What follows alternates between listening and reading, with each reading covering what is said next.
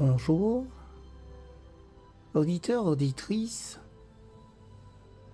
voici votre moment de partage spirituel et d'édification personnelle.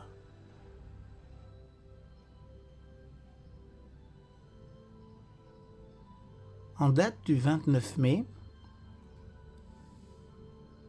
lecture d'un ouvrage s'intitulant Dieu et moi d'Edouard Eppenstall.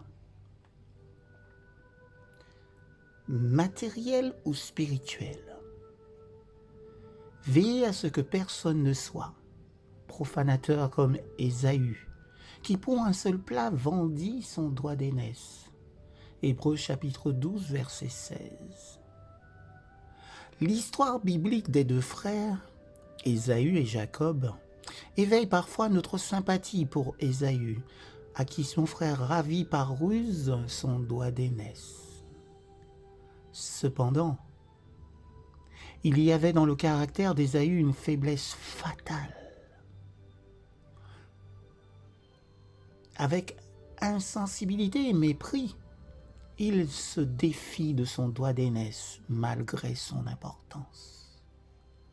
Ce doigt comportait certaines responsabilités morales et spirituelles qui constituaient le fondement du foyer. L'héritage familial remontait à l'appel de Dieu à Abraham. Quand lui et Lot eurent à choisir, Abraham se décida pour les valeurs éternelles, car il regardait à la cité, dont Dieu est l'architecte et le constructeur. Hébreux chapitre 11, verset 10. Lot fixa son choix sur la richesse matérielle ou temporelle. Ésaü suivait les traces de Lot. C'est pourquoi la Bible le qualifie de profanateur. Le Nouveau Testament, dans la version Bonne Nouvelle, aujourd'hui, rend profanateur par l'expression dépourvu de respect à l'égard des choses sacrées. Il ne s'agit pas là du vocabulaire qu'il employait. Ésaü était entièrement matérialiste dans sa vision des choses et sa philosophie de la vie. La façon dont le matérialiste considère le don que Dieu nous fait de la vie et du salut révèle une déficience grave du caractère. On peut être matérialiste sans être méchant ou pervers. Le matérialiste fonde sa compréhension de la vie sur les choses.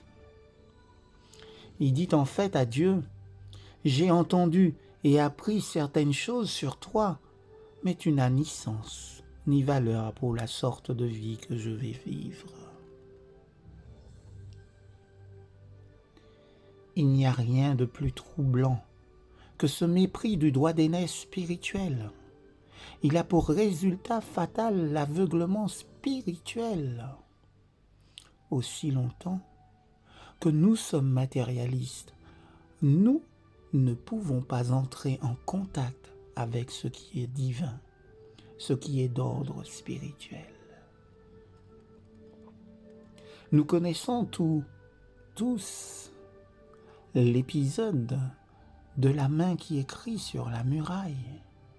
C'est l'histoire d'un homme jeune, Belshazzar, qui à son âge avait déjà sacrifié les valeurs éternelles et passé le point de non-retour. Seuls ceux qui sont nés de nouveau par l'Esprit voient clairement et constamment les valeurs éternelles. Nous savons qu'elles représentent la vraie vie. C'est notre doigt d'aînesse à partir du moment où nous sommes en Christ. Puissons-nous être en Christ et demeurer dans sa présence en vous souhaitant une excellente journée sous son regard béni.